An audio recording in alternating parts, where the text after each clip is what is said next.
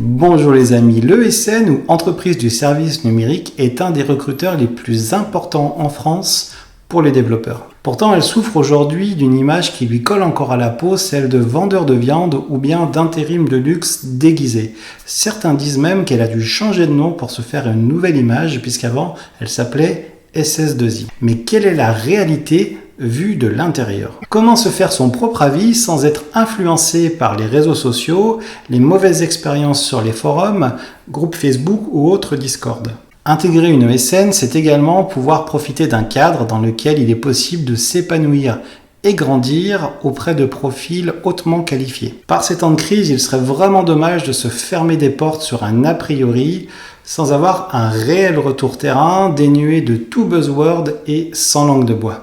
C'est ce que je vous propose de découvrir dans cette vidéo auprès de Nicolas Rivol, responsable RH dans la société The Positive Thinking Company. Le nom m'a beaucoup intrigué et là encore j'ai fait une belle rencontre humaine. Sans filtre, il vous partage son point de vue, ses expériences, ses conseils et en prime, il vous explique comment trouver des postes de développeurs à la montagne et pourquoi pas coder pour changer de vie.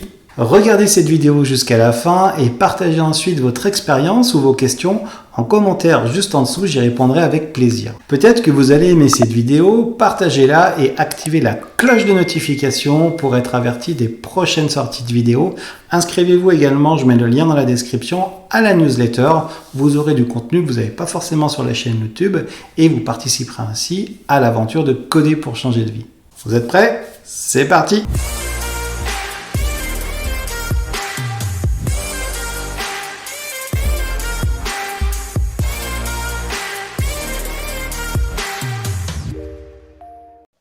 Bonjour Nicolas, Merci. ça va être facile. Est-ce que tu peux te présenter en quelques mots, s'il te plaît? Oui, bien sûr, on va essayer de faire court. Donc, je suis Nicolas Revol, français d'origine, papa d'un petit garçon de 2 ans et geek depuis mon plus jeune âge. Je suis psychologue de formation et plus précisément psychologue du travail. Je me suis vite reconverti sur mes 2 passions qui sont le recrutement et tout ce qui est informatique. Ça fait maintenant 10 ans que je travaille dans le domaine du recrutement et plus largement dans le domaine des ressources humaines. Avec tout ce qui est comme motto l'amélioration des pratiques RH, parce qu'il faut les améliorer. Je pense que vu l'intitulé de ton blog et tout ça, tu seras d'accord avec moi. Donc voilà, j'essaye de faire tout ça en animant aussi des petits événements locaux, internationaux, pour optimiser les process RH un petit peu à mon niveau. Il y a quelque chose qui m'avait un petit peu frappé, c'était la mise en avant du no bullshit. Est-ce que tu peux nous dire ce que ça représente pour toi en particulier et dans l'IT au sens large? Qu'est-ce que ça veut dire pour toi le no bullshit? Ouais, alors il me semble que j'avais écrit un article il y a quelques années ou un billet de blog, ça doit venir de là. En fait, que ce soit dans l'IT ou dans n'importe quel domaine, je suis un fervent défenseur de ce que j'appelle le recrutement humain. En fait, c'est juste back to basics, c'est se rappeler qu'un processus de recrutement, c'est ni plus ni moins qu'une discussion entre 2 personnes, 2 êtres humains, dans lequel chacun essaye de faire passer des messages, de faire valoir des arguments, clés ou non, en tout cas en fonction de qui l'entend. Le but étant que le recruteur, la personne A, trouve la bonne personne, en l'occurrence le candidat personne B, et que le candidat trouve un meilleur job, une meilleure situation, améliore sa vie en acceptant un autre job. Et donc c'est comme ça que ça commence pour moi le no bullshit. Le no bullshit, c'est pas juste tout ce qu'on entend dans les annonces, il faut mettre les salaires parce que c'est important, etc., etc. C'est pas juste ça. Le no bullshit, c'est juste dire des choses vraies. Si je prends un exemple qui m'avait frappé il y a quelques années, c'était l'avènement des baby-foot dans les entreprises, start-up, scale-up, ESN, etc. Et dans toutes les annonces, on voyait, au-delà des titres farfelus type Codeur Ninja, etc., on voyait émerger des baby-foot ou des salles de jeux vidéo ou des choses comme ça. Mais en fait, oui, c'est cool, sauf que un développeur, un chef de projet, un ou une, pardon, je vais utiliser le masculin, mais ce sera plus facile, Un développeur, un chef de projet, un business analyst, testeur, autre, quand ils acceptent un contrat, ils acceptent un contrat pour travailler. On n'accepte pas un contrat pour jouer au baby-foot. Donc on sait très bien que quand on va dans une entreprise qui nous dit j'ai un baby-foot, c'est cool, sauf que le baby-foot, en fait, je vais en profiter peut-être une fois tous les mois, tous les 2 mois, tous les 3 mois. Donc pour moi, ça commence par ça, le no bullshit. C'est de dire des choses vraies et des choses vraies pour quand on cherche un travail ou quand on répond à quelqu'un qui nous propose un travail, c'est de savoir pourquoi on est là, quelles sont les valeurs de l'entreprise, qu'est-ce qu'on va faire toute la journée. En fait, on est au travail 8 à 10 heures par jour. Qu'est-ce qu'on va avoir à faire? Qui sont nos collègues? Quelle est la vision du management? Avec qui on va travailler concrètement? Quels sont les technos réellement? Pas juste des buzzwords DevOps comme on voyait il y a 10 ans ou maintenant DevSecOps ou CyberSec. Vraiment, qu'est-ce qu'on va faire? Est-ce que le client est sympa ou est-ce que au contraire c'est pas sympa? Je veux dire pour rester correct. Voilà. Pour moi, c'est ça le no bullshit. Et je pense que si plus de recruteurs utilisaient un petit peu c'est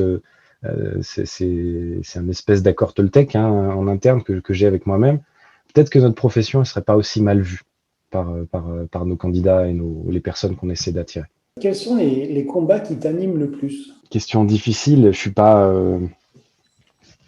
Nelson Mandela. Je veux dire, j'ai pas un combat comme ça qui m'anime, qui me porte. Mes causes dans mon métier, en tout cas, ça va être à mon petit niveau, passionné de recrutement et qui a une certaine expertise sur le sujet, parce que ça fait une bonne dizaine d'années que je fais ça.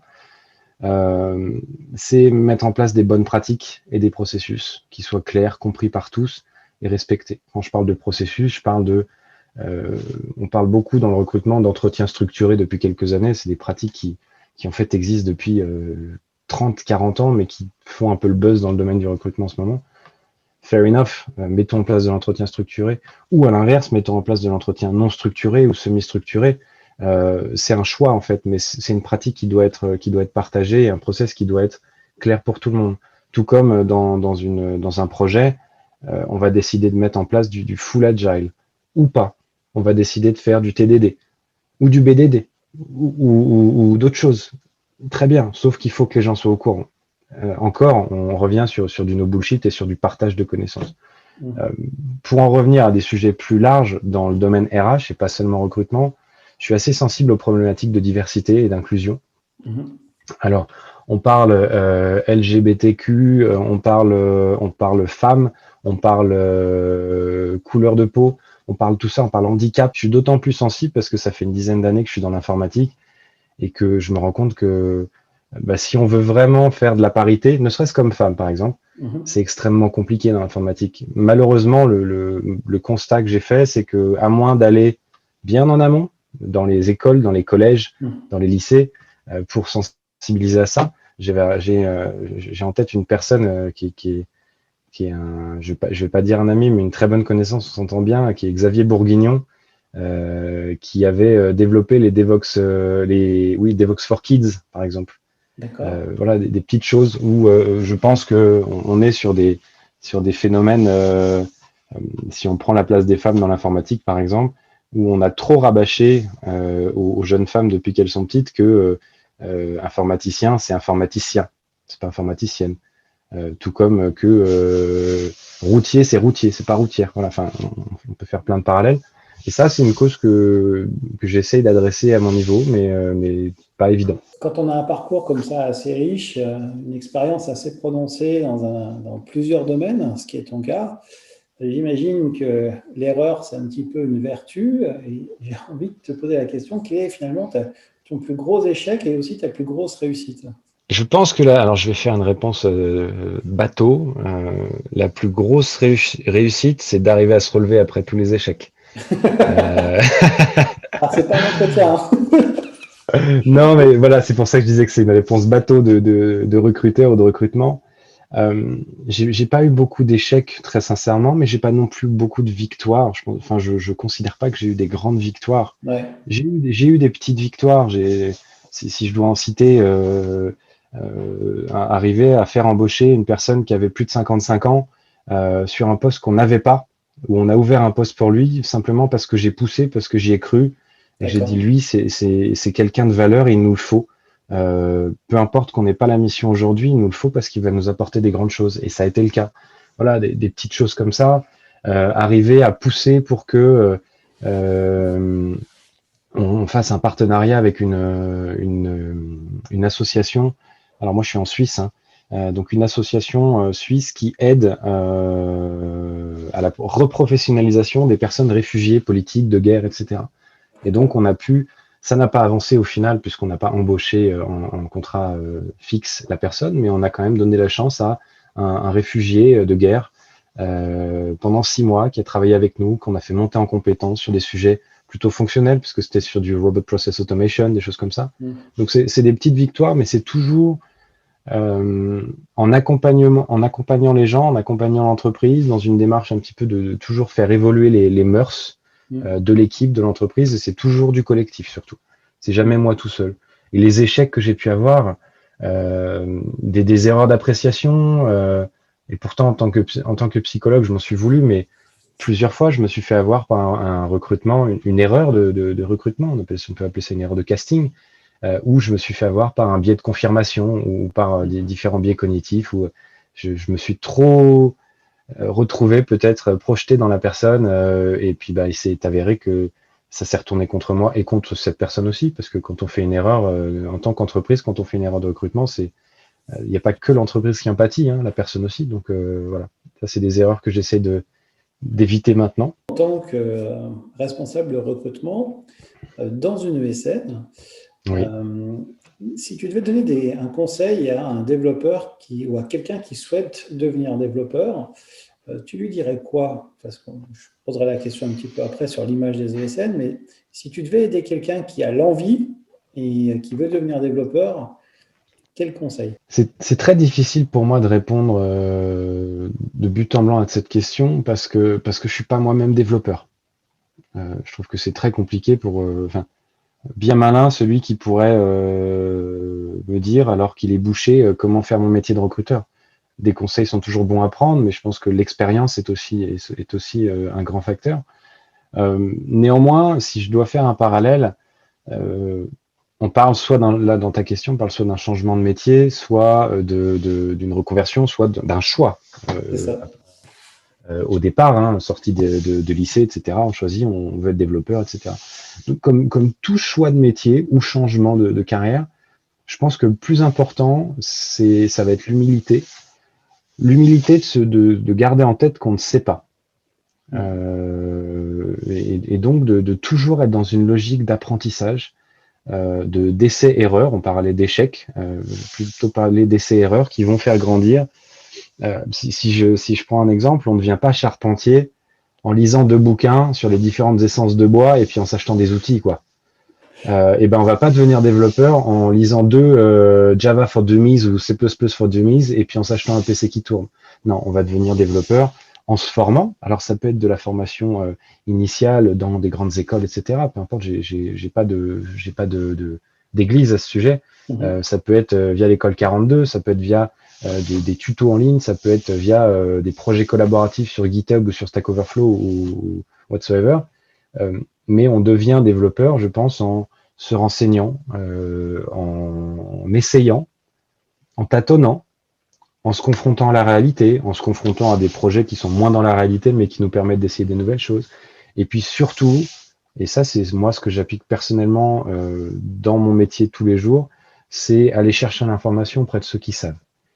Donc je pense qu'un premier conseil, aujourd'hui, en plus avec la période de Covid, là, de pandémie qu'on vit depuis presque un an, euh, ça s'est vraiment démocratisé. Là, on est en train de voir sortir une nouvelle plateforme qui s'appelle Clubhouse, où on peut faire des meet-up en ligne. On trouve plein de meet-up, on trouve plein de Slack ouverts à tout le monde. Quelqu'un qui veut prendre des infos pour être développeur, il a pléthore de plateformes pour peu que cette personne soit humble et ouverte à recevoir les informations, pour aller voir les sachants, sans même parler des gros événements comme les Devox, les Tech Days ou autres, dans lesquels on a des pontes du domaine, mais faire une ou deux conférences par mois ou meet-up par mois, gratos en plus, je pense que ça peut aider beaucoup, puis oser poser des questions. Toi, quand tu reçois un candidat en ESN, tu disais Mhm. que tu n'avais pas de paroisse ou d'église par rapport à l'école. Et si la personne n'a pas forcément une grande école ou peut-être même être autodidacte, mais en contrepartie a un portefeuille projet qui peut justement mettre en valeur et qui peut expliquer, qui ne sont pas juste forcément des tutos, mais des choses qu'il comprend et qu'il maîtrise, est-ce que ça joue dans la balance ou est-ce que tu vois encore des disparités entre diplôme et compétences réelles, notamment peut-être avec une différence France-Suisse? Est-ce qu'en Suisse, c'est un petit peu différent? Comment ça se passe? Ok, je vais ouvrir une parenthèse sur la différence France-Suisse. Je la refermerai très très vite. Il n'y a pas de vraie différence là-dessus, en tout cas pas dans la Suisse francophone. Suisse germanophone, je pourrais pas dire parce que je ne vais pas trop de ce côté-là. On n'a pas trop d'activité aujourd'hui, malheureusement. Mais la parenthèse que je peux faire côté suisse, qui ouvre quand même beaucoup plus le champ des possibles, c'est que le nombre de formations en informatique en Suisse est très très limité. D'accord. Là où en France, on va avoir les universités, mais on va aussi avoir les grandes écoles, Supinfo, Epitech, Epita, etc., etc., où il sort des centaines ou des milliers d'ingénieurs ou de masters informatiques chaque année.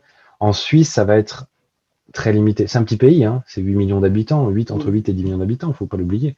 Tu as le Donc, PFL, je crois, et puis après, il y a le PFL, le TZH, donc qui est la même chose, l'école de Zurich. Il y a des HES, donc haute école spécialisée, haute école de gestion aussi, qui ont des parcours informatiques. Mais ça va rester quand même très limité. Quand on voit le nombre de multinationales qui sont en Suisse, ou même dans de grosses entreprises ou de moyennes entreprises, on sait que il y a un delta énorme entre les besoins, la main-d'œuvre locale. Donc de toute façon, il faut s'ouvrir à un petit peu partout. Si à ça tu ajoutes la difficulté d'obtenir des permis de travail pour travailler en Suisse, de toute façon, donc il faut être un petit peu plus ouvert sur les diplômes, sur les choses comme ça. Je ferme la parenthèse sur la Suisse, mais je vais prendre le sujet plus au global. Pour moi, alors, je vais faire deux réponses. Ma réponse personnelle, c'est que je donne autant d'importance aux diplômes qu'aux projets perso, qu'aux expériences professionnelles. Quand je dis projet perso, c'est un repos sur GitHub ou choses comme ça. Enfin, c'est des projets, c'est pour quelqu'un qui va faire plus de du UX, c'est un book, c'est quelqu'un qui va être plus développeur web, c'est me montrer des sites web ou des applis qu'il ou elle a développés, etc. Après, bien évidemment, il faut comparer ce qui est comparable. Si je compare, et pardon pour le terme comparer, mais quand on évalue deux candidatures, on compare. Hein.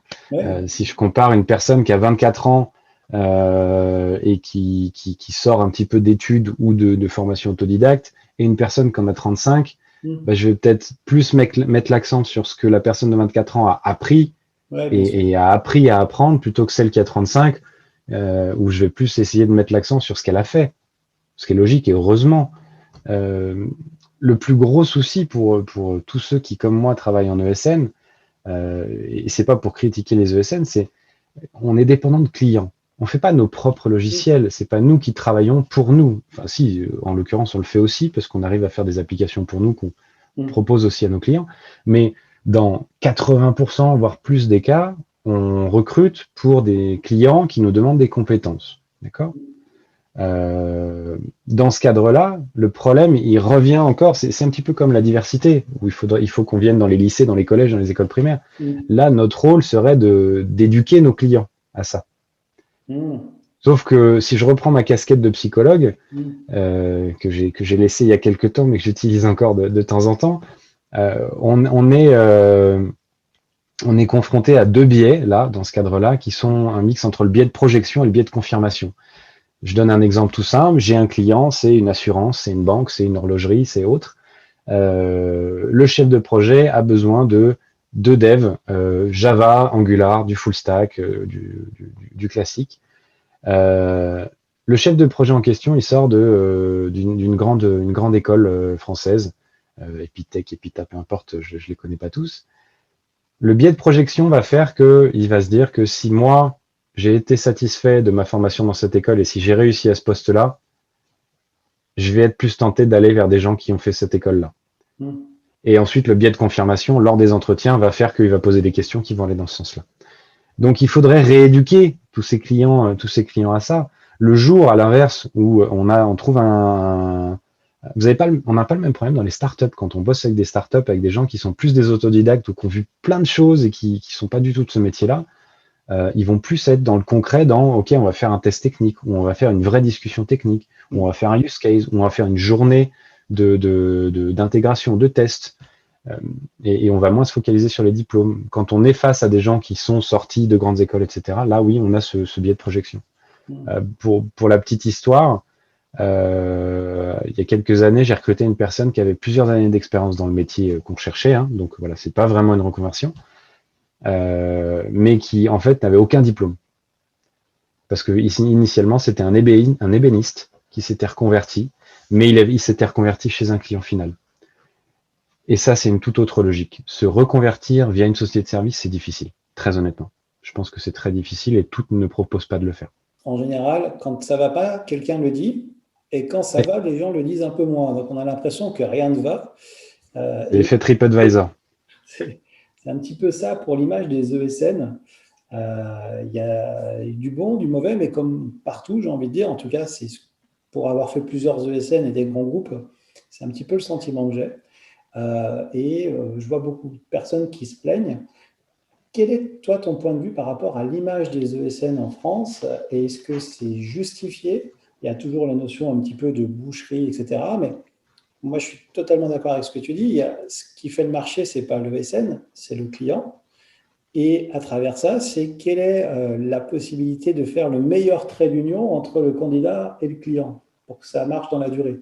C'est un peu cette image-là que j'ai.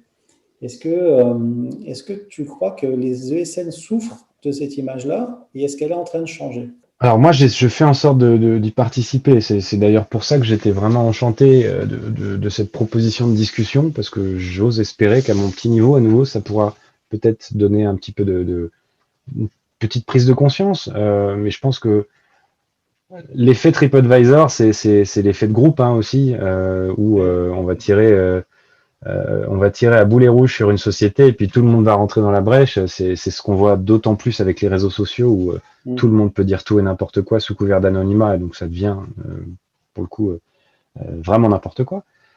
Je pense qu'il y a du travail pour améliorer l'image. Je pense qu'il y a beaucoup de gens qui font des choses très bien. J'ose espérer que tes lecteurs, enfin les gens qui vont écouter, savent aussi ne pas faire une généralité de quelques mauvaises expériences.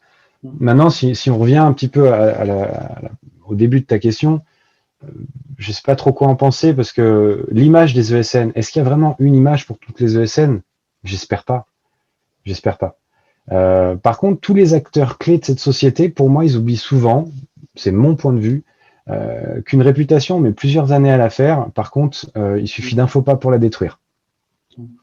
J'ai plein d'exemples, j'ai même encore les noms en tête, de sociétés, de grands groupes, hein, très très grands groupes français, où un recruteur a fait péter un plomb, hein, en fait, clairement, laisser un mail en disant j'ai une candidate qui m'a montré un mail, le recruteur lui avait dit, alors qu'elle avait refusé une proposition, de toute façon, vu votre poids, vous feriez mieux de régler d'abord vos problèmes avant de. Enfin, des choses comme ça. J'en ai plein des images comme ça, des gens qui sont revenus. Et comme je le dis, on a des Slack. Moi, je suis sur un Slack avec plein de recruteurs qui s'appelle Recruiters Kitchen. Je les salue parce que c'est un super boulot. Et par contre, il y a plus de 2000 personnes dans ce Slack, que des recruteurs. Donc, je te laisse imaginer que quand il y en a un qui fait un faux pas, tout le monde le sait déjà. Enfin, et côté candidat, on le sait que c'est pareil, parce que les communautés de dev, elles sont encore plus grosses. Mais pour en revenir, pour moi, c'est une responsabilité collective, à nouveau. Les clients, ils ont en premier lieu la responsabilité. Mais en même temps, c'est eux qui payent, donc on ne va pas leur taper dessus non plus. Enfin, voilà. Mais les clients prennent maintenant les ESN pour des boîtes d'intérim IT. J'ai rien contre les boîtes d'intérim, mais c'est pas le même métier. Et donc, ils prennent pour des vendeurs de viande, parce qu'ils ont eu l'image de vendeurs de viande, donc ils disent c'est bon, c'est des vendeurs de viande. Ok. Donc avec lesquels on peut tout se permettre. Du coup, les managers, il faut bien qu'ils fassent tourner la boutique, il faut bien qu'ils mangent. Ils n'ont pas envie de mettre la clé sous la porte. Donc ils mettent la pression à leurs équipes pour vendre plus. Donc quand on dit vendre plus, c'est plus de quantité. On le sait très bien. Il y a le triptyque qualité, temps, quantité. Il y a forcément un des trois qui pâtit. Donc c'est pas forcément vendre mieux. Du coup, on vend tout et n'importe quoi. Je pense que t'en as plein des exemples de projets où Alors, on en voit plein des mèmes ou des gifs de projets où le commercial dit oui, tout va bien se passer. C'est pas forcément sa faute, c'est aussi parce qu'on lui a appris à vendre comme ça ou parce qu'on le force à vendre comme ça, parce que de toute façon, il faut signer. Du coup, les recruteurs ont la pression, les chargés de recrutement, c'est un ami à moi, Guillaume Alexandre, qui adore cette expression, le symbole du chargé de recrutement. Donc, on a la misère du recrutement sur ses épaules, voilà, c'est ça. Et on leur dit, moi je vois encore trop de boutiques qui disent à leurs recruteurs chargés de recrutement, ton objectif, ta seule target, c'est de rencontrer 20 candidats par semaine. Grâce à cette target, tu pourras faire des recrutements.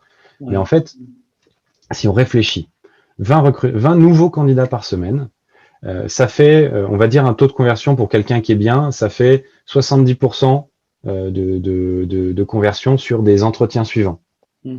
D'accord?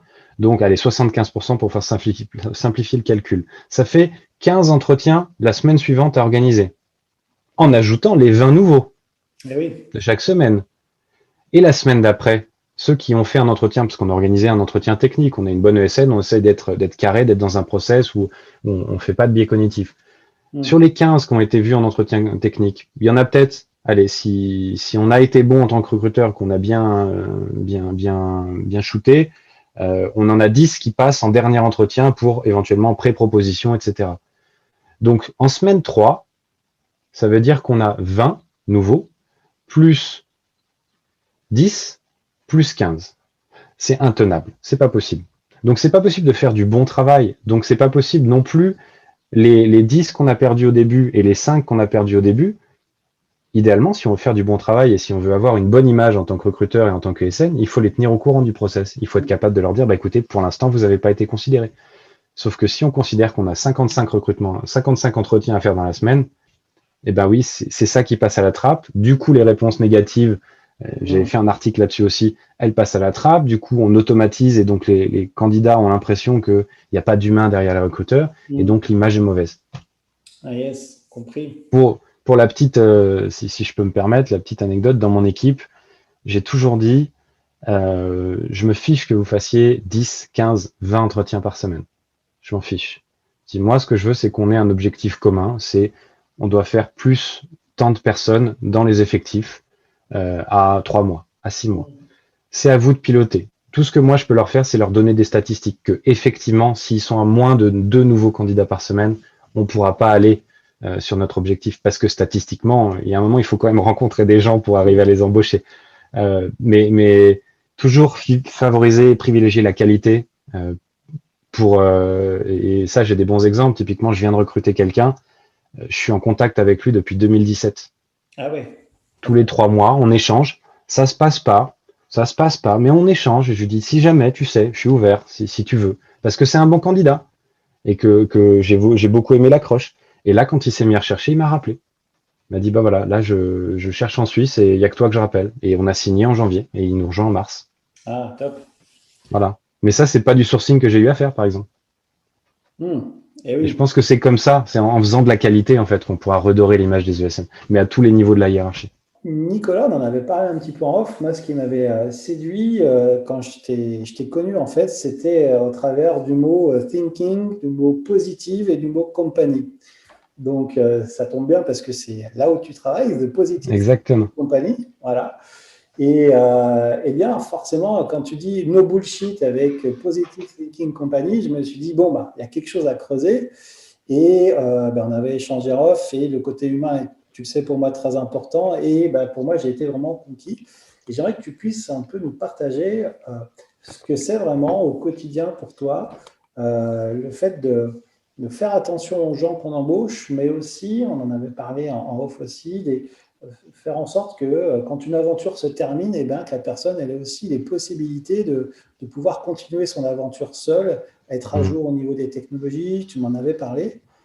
Et le dernier point qui m'intéresse aussi, c'est le côté montagne, parce qu'on habite un petit peu tous les deux du côté des montagnes et il y a des opportunités qui sont, à mon avis, à prendre. Et voilà, ce serait intéressant d'en parler. Ok. Merci. Oui, effectivement, je travaille pour Positive Thinking Company. Alors, c'est très dur à dire les premières fois, mais c'est tant pis pour la difficulté. Ça représente vraiment ce qu'on fait. Donc, moi, je travaille dans cette société depuis un peu plus de 5 ans, bientôt 6.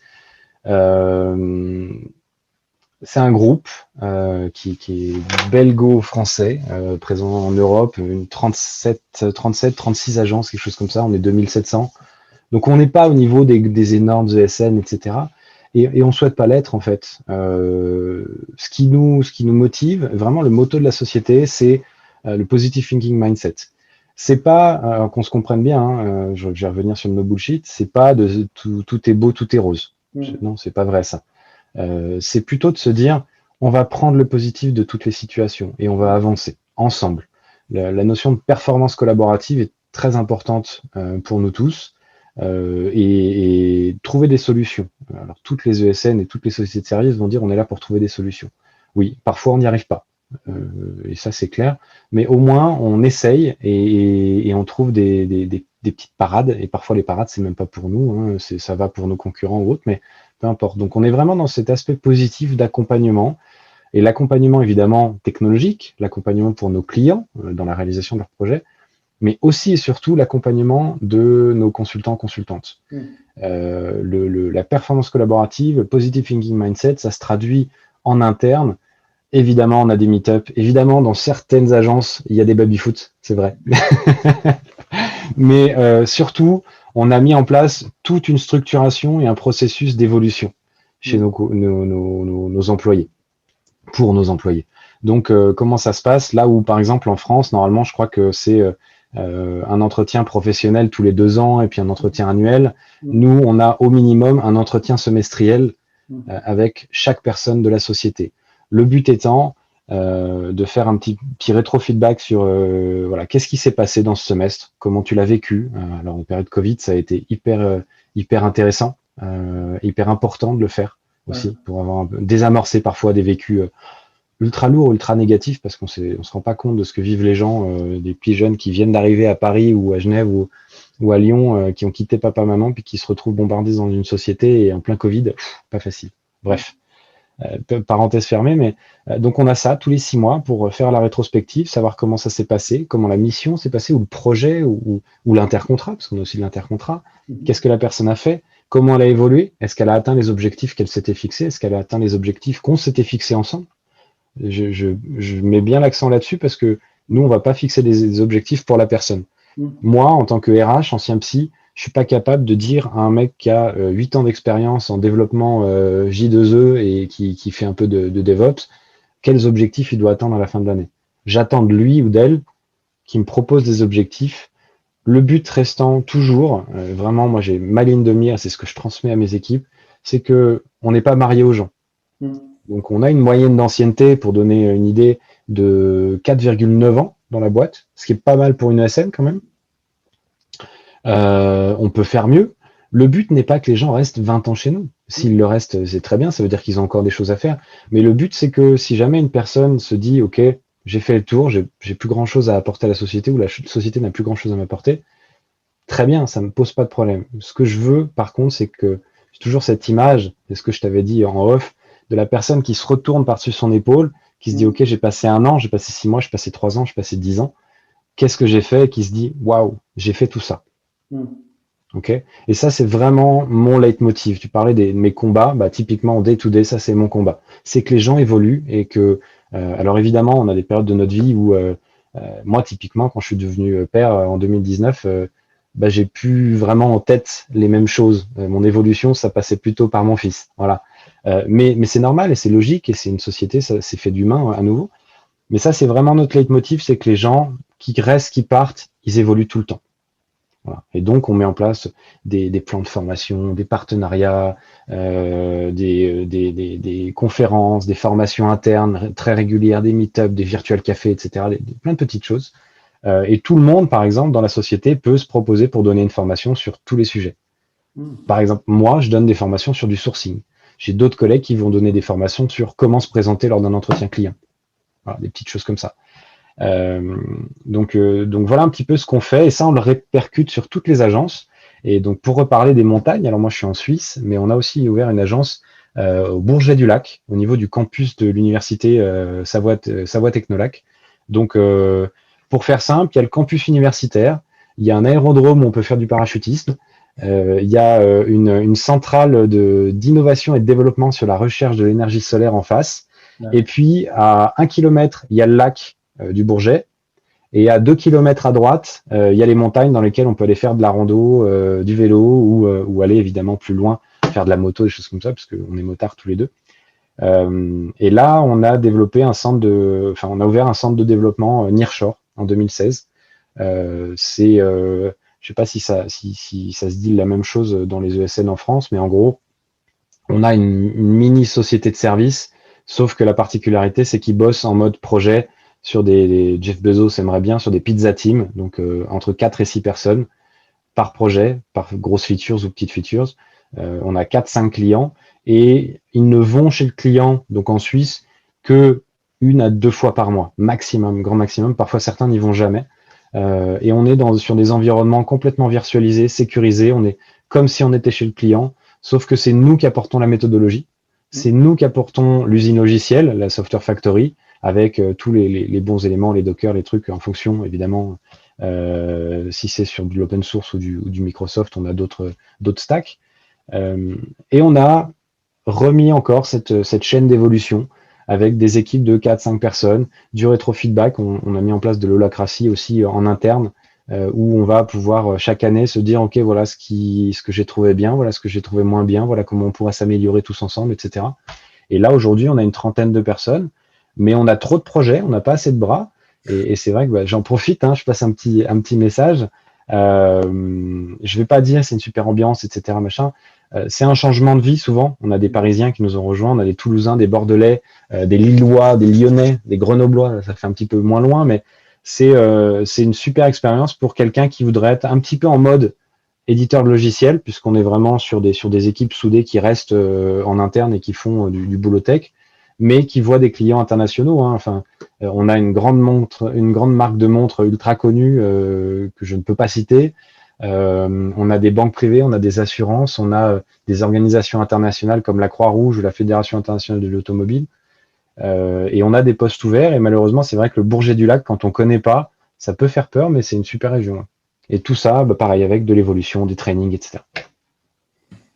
Et vous pouvez faire du planeur radiocommandé au CNOS et du planeur grandeur aussi. Oui. C'est super. Et on a on a tout aussi à proximité. Évidemment, je parlais de parachutisme, mais on a aussi le parapente, on a le planeur, on a donc le jet ski, le wakeboard. Oui, c'est vrai. On a les stations de ski, puisqu'on n'est même pas à 1 heure de Courchevel, tout ça, depuis Chambéry. Donc, c'est pas mal. C'est vraiment pas mal. Top. Bon, écoute, je crois qu'on a fait un petit peu tout le tour. Merci beaucoup, Super. Nicolas, pour Merci à toi. et pour ta franchise et pour une image, à mon avis, terrain de ce que peut être une ESN en 2021. Et voilà, je trouvais ça très intéressant. Je te dis à bientôt. À bientôt et avec plaisir, si tes abonnés veulent échanger avec moi en live, sans problème, je suis ouvert. Eh ben, je mettrai des liens, pas de souci. Super. Ciao, Nicolas. Salut. Et voilà, j'espère que vous avez passé un bon moment en compagnie des deux Nicolas. Merci beaucoup Nicolas, c'était vraiment très sympa. On a appris beaucoup de choses et j'espère que la plupart des gens, en tout cas ceux qui font partie de la communauté, auront un œil un petit peu différent de ce que sont les ESN et pourront s'ouvrir également d'autres opportunités.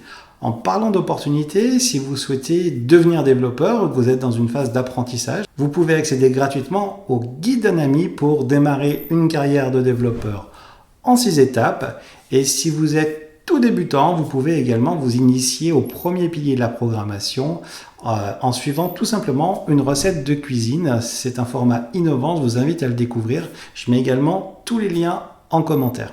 De mon côté, je vous dis à très très vite. Je vous remercie de suivre cette aventure. Vous êtes de plus en plus nombreux, ça fait chaud au cœur. Et je vous dis à très très vite. Ciao, ciao!